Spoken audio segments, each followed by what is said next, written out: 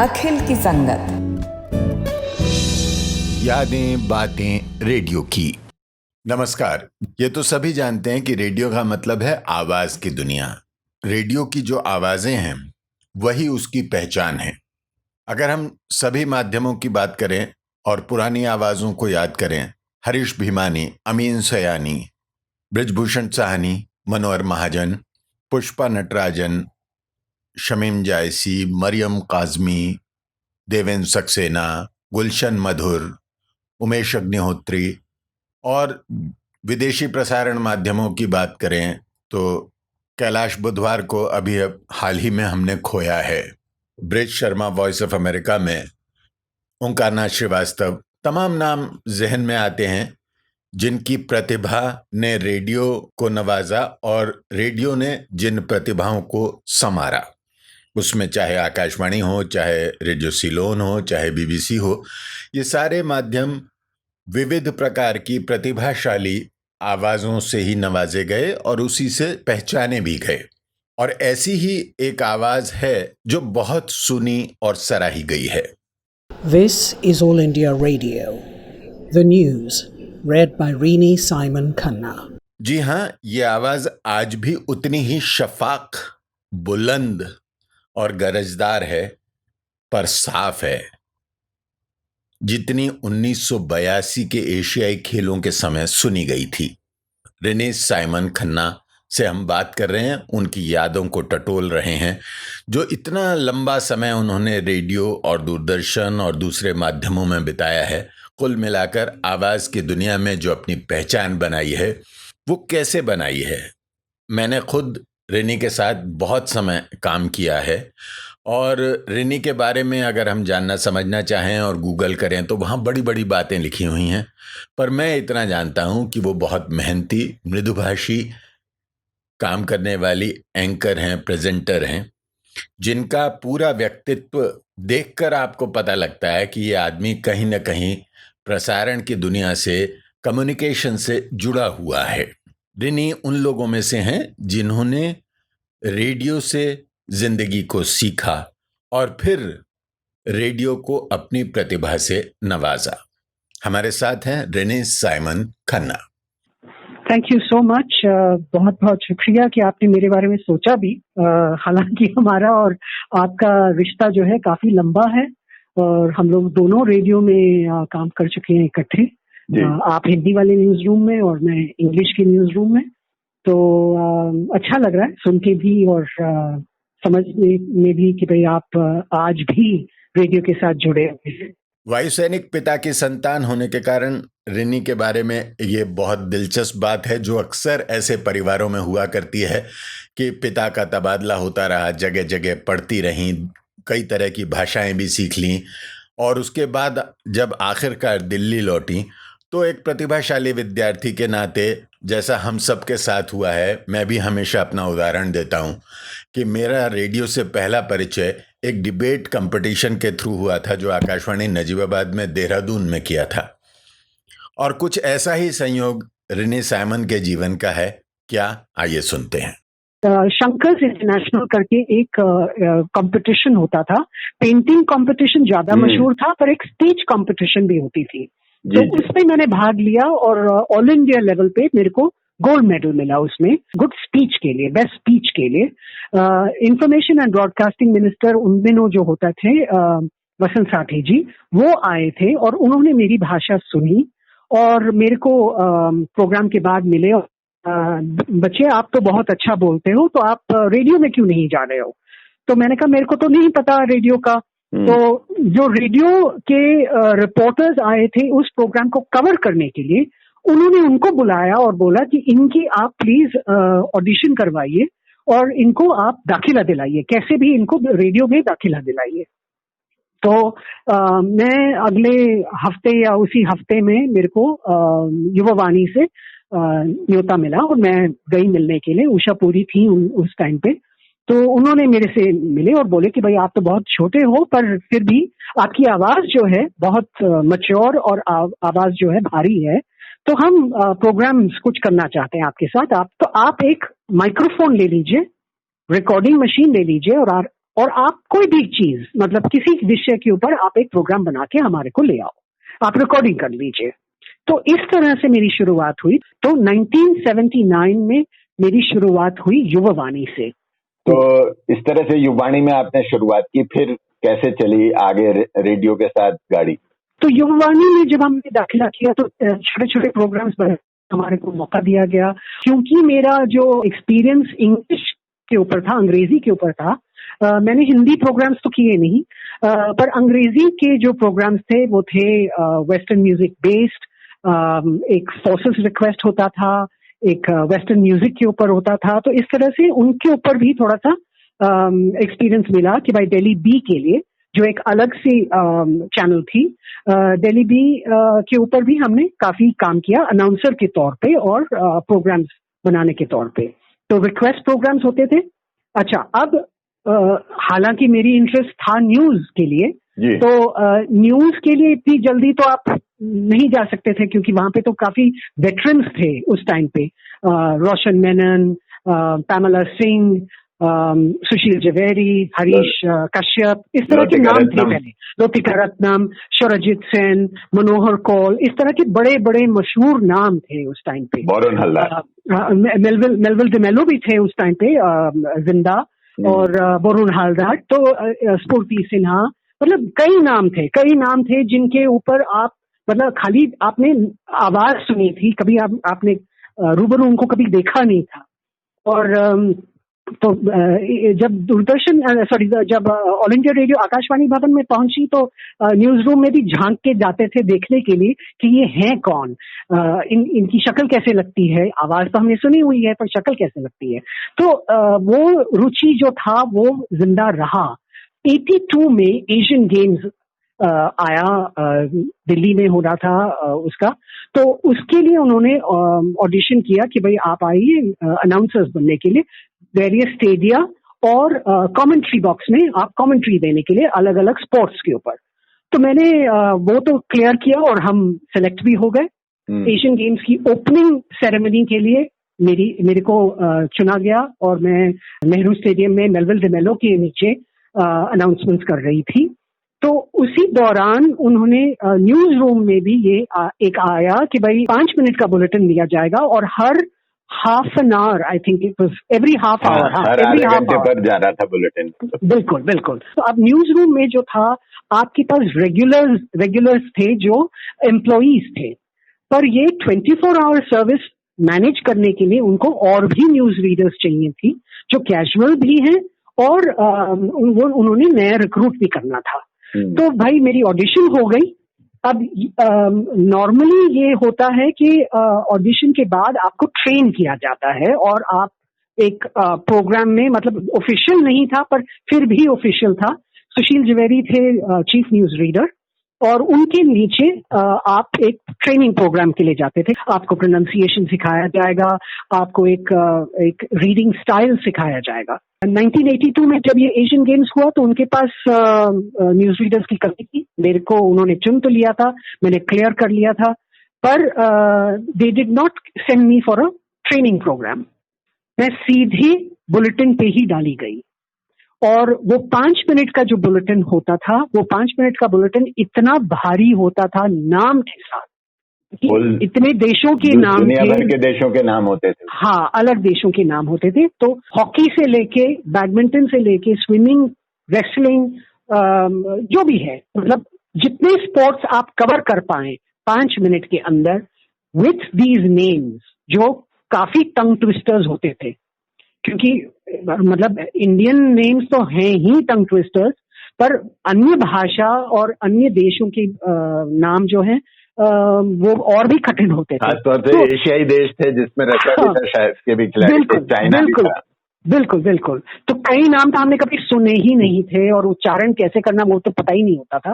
पर एनीवे मैंने काफी अच्छा किया और उनको बहुत अच्छा लगा कि भाई आप स्पीड से भी बोल पा रही हैं और स्पीड के अलावा आप क्लियर भी हैं। एक स्पीड करना तो बहुत आसान था, भाई आप जल्दी से पढ़। बहुत साफ था आपका। हाँ, और बहुत साफ सुनाई देती थी आवाज। हाँ, और काफी मतलब एडिटर्स खुश थे क्योंकि आप जितने आइटम्स आप कवर कर पाते थे 5 मिनट की बुलेटिन में, वो शायद मेन बुलेटिन में इतना नहीं कवर कर पाते। तो उनके लिए अच्छा था कि भाई ये रिलायबल न्यूज रीडर हैं जो मिस्टेक्स भी नहीं करती हैं और फटाफट पढ़ भी लेती हैं। तो 1982 में मेरा एंट्री हुआ न्यूज रूम में। वही 1982 का साल था जब मैं न्यूज रूम में पहुंचा। और जो कुछ आप बता रही हैं जी, जब एशियाई खेल शुरू होने थे तो ये सारी समस्या हिंदी न्यूज रूम में भी थी। हिंदी न्यूज रूम में ये था कि करीब 20-25 लोग थे हम रेगुलर से, और उसमें हम यंग लोग जो बिल्कुल अभी 22, 23, 24 साल की उम्र में रेडियो में आए थे, हाँ, उन सबको इसी काम पर लगाया गया। तो मैं अपने सुनने वालों को ये बता रहा हूँ कि रेनी जो कुछ कह रही हैं उसमें बहुत मैं उसका गवाह हूँ, क्योंकि हम लोग आपस में नोट्स एक्सचेंज किया करते थे कि यार ये नाम इस बुलेटिन में ऐसे पढ़ा गया, इसको ये सही है, इसको ऐसे पढ़ना है। यहाँ से ये बातचीत शुरू होती थी। रेनी, आपने नाम लिया सुशील जवेरी का।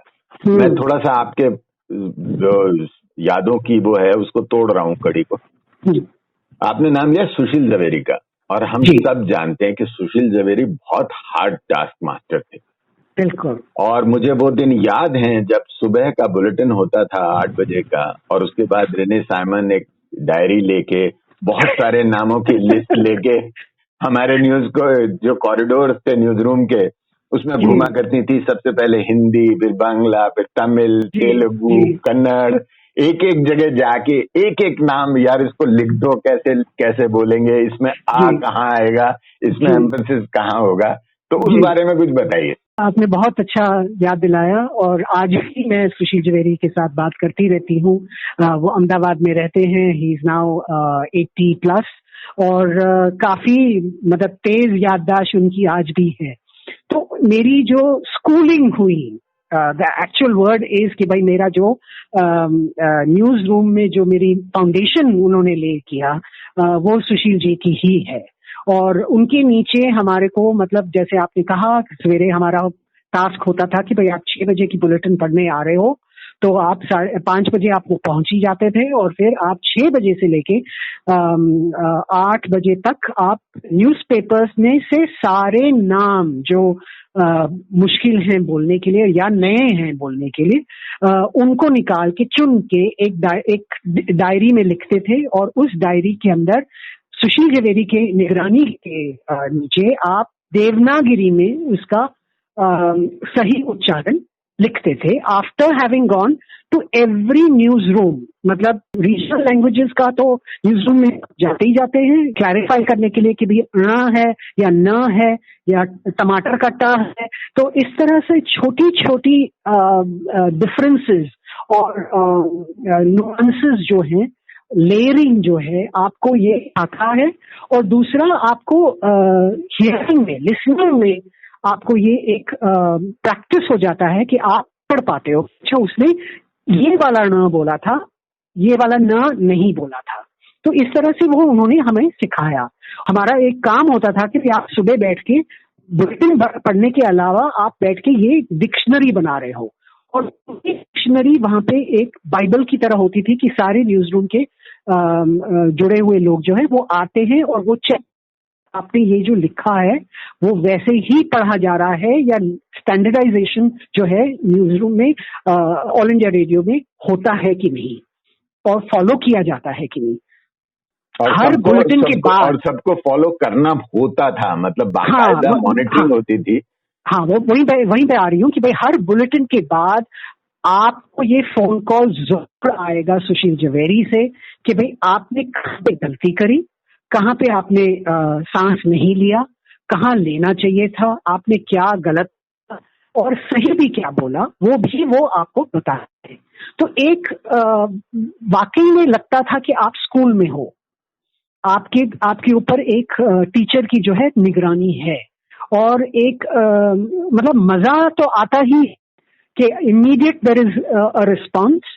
और ऐसा नहीं रहता ना कि भाई आप और माइक्रोफोन और खाली स्टूडियो बैठे हैं और आप बोले जा रहे हो और कोई सुन रहा है नहीं सुन रहा है, आपको पता ही नहीं चलता। तो ये एक फीडबैक इमीडिएटली आता था, और अगर आपने ज्यादा गलतियां करी हैं तो फिर आप बुलेटिन से तो हट जाता था एज अ पनिशमेंट, पर अगर आप अच्छा पढ़ रहे हो तो फिर आप मेन बुलेटिन पे ही पढ़ते और आपको एक ग्रेवयार्ड शिफ्ट पे नहीं डाला जाता। ग्रेवयार्ड तो एक मतलब इट वाज इमीडिएट मिल जाता था ना कि भाई आप जिस मकसद से जा रहे हो उसकी कुछ पूर्ति हो रही है या नहीं। तो रेनी सैमन के साथ हम उन दिनों की याद कर रहे हैं, आकाशवाणी के उन दिनों को हम याद कर रहे हैं जिन्हें हम कम से कम दोनों सुनहरे दिन, गोल्डन डेज कह सकते हैं, जहां ऐसी ऐसी विभूतियां, ऐसी ऐसी पर्सनालिटीज हमारे साथ, हमारे सामने बैठी होती थी, जिनसे हमने बचपन से एक एक शब्द का उच्चारण, डिक्शन सब सीखा था। घरों में सिखाया जाता था कि देखो ये देवकीनंदन पांडे पढ़ रहे हैं, देखो हैं कैसे बोला है इन्होंने। इसी तरह से अंग्रेजी में कोई वॉवल, कोई ध्वनि कैसे निकलनी है, कैसे ड्रॉप हो रहा है, कैसे सेंटेंस खत्म होना है, कहाँ पंक्चुएशन मार्क है, कहाँ एम्फेसिस है, ये जो ट्रेनिंग लेके आए थे, जब उन लोगों के साथ हम बैठते थे, रिनी कैसा लगता है? यू नो, इट इज एक सरियल एटमॉस्फेयर है, क्योंकि आप जिस आवाज से आपकी एक रिश्ता बन चुका है कि भाई आप आंख भी बंद कर लो, आपको पता चलता है कि अच्छा ये देवकीनंदन पांडे जी का जो आवाज है, या ये अखिल मित्तल की आवाज है, या मतलब किसी और की आवाज है। आप आवाज की जो एक पहचान है, स्टाइल की जो एक पहचान है, उनके साथ आप रूबरू बैठे हैं और उसी बुलेटिन के साथ आप डिस्कस कर रहे हैं, आप उस कमरे में बैठे हो, उनके साथ आपकी बातचीत होती है, तो एक फैबुलस एक्सपीरियंस है। पर फैबुलस एक्सपीरियंस के अलावा मतलब फैन पे नहीं, पर एक सीखने की तौर पे, फॉर इंस्टेंस बुलेटिन को मार्क कैसे करते हैं, तो हर न्यूज रीडर का एक अलग स्टाइल होता था कि भाई कोई फेल्ट पेन से मार्क करता है, कोई कॉमास लगाता है, कोई डंडे खींचता है। तो ये इसका मतलब क्या है कि बुलेटिन पढ़ी हुई बुलेटिन जो है आप लेके जब बैठते हो एनालिसिस करने के लिए कि भाई उन्होंने ये कैसे पढ़ा था। अब सिंपल सी लाइन है, this is all India radio. अब ये कैसे कैसे कहा जा सकता है, कितनी तरह से किया जा सकता है, पर उसमें एक स्टैंडर्डाइजेशन हो, एक पहचान हो, एक ब्रांडिंग हो, वो आप कैसे सीखते हो। तो वो सिर्फ मतलब पढ़ाया नहीं जा सकता ना, आपको ऑब्जर्व करना पड़ता है। आप बैठते हो, आप ऑब्जर्व करते हो कि अच्छा इन्होंने ऐसे बोला था, और फिर आप प्रैक्टिस करते हो खुद कि अच्छा मैं भी ऐसे बोल सकती हूँ कि नहीं। तो इस तरह का जो एक लिविंग एक्सपीरियंस है, it is like master craftsman के साथ आप बैठ के जितना आप ऑब्जर्व कर सकते हो स्पंज की तरह, ये एक्सपीरियंस आपको कभी भी किसी क्लासरूम में नहीं मिलेगा या ऑनलाइन नहीं मिल सकता। It's not the same as being in the same room and experiencing it from Michelangelo or experiencing it from Melville Danello। और खासकर अखिल मुझे लगता है कि हमारी पीढ़ी जो है was also receptive to learn। आज के टाइम पे मुझे लगता है कि लोग जो है ना सीखे हुए आ जाते हैं, उसमें एक तो ये है पता है हमारे जमाने में ना तो कोई स्कूल था। दूसरी बात ये थी कि एक जिन लोगों के साथ हम बैठते थे ना, उनको देखकर एक वाइब आती थी। मतलब मैं अपनी बात बताता हूँ, जब मैं अशोक वाजपेयी, विनोद कश्यप या देवकीनंदन पांडे को, क्योंकि हम हिंदी में हम तो बुलेटिन बनाते भी थे और पढ़वाने जाना होता था, तो जब हम देखते थे ना कि वो कितनी लगन से, मतलब हिंदी न्यूज रूम में 1 घंटा पहले सन्नाटा रहता था, करेक्ट, कि कोई बोलेगा नहीं, और किस तरह से पांडे जी अपना उंगली घुमा के पेन लेके कहाँ कहाँ निशान लगा रहे हैं। वो जो आपने बात की, हम सोचा करते थे अभी क्या कर रहे हैं, क्यों कागज खराब कर रही है। पर जब वो पढ़ते थे, जैसे ही माइक ऑन होता था और ये आवाज आती थी, अब आप विनोद कश्यप से समाचार सुनिए, तो रोंगटे खड़े हो जाते थे। बिल्कुल बिल्कुल। और उस एक्सपीरियंस को देख के लगता था कि हाँ ये तरीका है, ये करना है। तो शायद हमारी पीढ़ी के पास वो समझ भी थी, क्योंकि हम बचपन से ही आए थे और कोई स्कूल तो था नहीं, और दूसरा मॉनिटरिंग इतनी तगड़ी थी। नहीं सही में काफी मतलब it's a life learning, it is not just learning your vocation. कई चीजें हैं जो एक मास्टर को जब आप देखते हो तो उनकी लाइफ एक्सपीरियंस है, वो ट्रांसलेट कैसे होती है। वो मुश्किल है। अब सिंपल थिंग था, आई मीन विजय डैनियल्स एक न्यूज रीडर होते थे, वो जब पढ़ते थे तो वो अपने चिन्ह को अपने हाथ से मतलब कप करके एक वैक्यूम बनाते थे, तो उनकी आवाज उसी हाथ और चिन्ह के बीच में और फिर माइक्रोफोन पे पहुंचती थी, तो एक एको जैसे बन जाता था। तो उनकी आवाज जैसे वो बोल रहे हैं वैसे नहीं होता था, उनकी आवाज जो एयर पे आता था वो और भी भारी हो जाता था। तो ये एक उनका स्टाइल था, ये उनका एक तकिया कलाम जैसे हम कहते हैं, वो एक पहचान थी उनकी। अच्छा, मनोहर कौल थे, उनकी अलग ही पहचान थी, शौर्यजीत की अलग पहचान थी। आप कॉपी कैट नहीं बनो, आप अपना स्टाइल निकालो और पहचानो उसको और उसी को अपनाओ। आप ये सब सीखो दूसरों से, पर अपनी पहचान अपनी होनी चाहिए। आपने जो रिसेप्टिव वाली बात की ना, उसका एक और भी बात की, शायद हम लोगों में वो ईगो नहीं था, कुछ भी नहीं था। मतलब कॉरिडोर में निकलते हुए कोई भी कमेंट कर दे और कह दे ये आपने कैसे पढ़ा, तो आप सोचते थे कि यार ये क्या कह गया, ये जरा हम दोबारा। और उस जमाने में ऐसी सुविधा नहीं थी कि वापस सुन लेंगे जाके। और असली टेस्ट तो तब आता है ना जब आप लाइव कर रहे हो और आपके पास मौका नहीं है रीटेक का। तो वो जो प्रेशर है, प्रेशर के नीचे आप कैसे काम करते हो वो भी सीखना पड़ता है। अच्छा, कई बार होता है कि भाई आपकी न्यूज बुलेटिन आप पढ़ते पढ़ते आपका न्यूज बुलेटिन खत्म हो गया, पर्ची लेके वो आया नहीं, तो आप कैसे खींच रहे हो उसको, आपने कितना लंबा खींचा, आप इतने में और मतलब लिसनर को बिल्कुल नहीं समझ आता कि भाई न्यूज़ में क्या हो रहा है, स्टूडियो के अंदर क्या हो रहा है, क्योंकि आपकी आवाज में कोई चेंज नहीं होनी चाहिए। ये सब चीजें आप करने से ही और देखने से ही होता है। आपके साथ भी होता होगा, लिसनर या लोग आपसे पूछते होंगे कि स्टूडियो में आपको कभी खांसी नहीं आती, कभी गला नहीं फंसता? बिल्कुल बिल्कुल बिल्कुल। और ये दूसरा ब्रॉडकास्टर कैसे पकड़ लेता है, तो सुशील त्रिवेदी जी की एक बहुत मतलब खूबी थी कि वो आपकी टोन से ही पकड़ लेते थे कि भाई आप दुविधा में थे, आपको ये पता नहीं था, आप कॉन्फिडेंट नहीं थे, आपने यहाँ पे गलती किस लिए की। तो आपकी गलती पकड़ भी लेते थे और फिर आपको बताते थे कि शायद ये था कारण। Did you have a problem? हाँ, और did you have a problem? Did the editor not say it? Did you not correct it? मतलब कई वो आपसे कर लेते थे और आपको फिर समझ आता था कि भाई देखो हर चीज जो है एक अकाउंटेबिलिटी है और आपको अलर्ट रहना है। आप सिर्फ पढ़ नहीं रहे हैं, एक रिस्पॉन्सिबल न्यूज रीडर हो।